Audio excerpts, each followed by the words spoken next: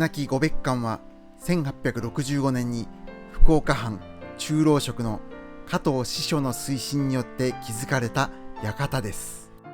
福岡城が他国などから攻撃を受けた有事の際には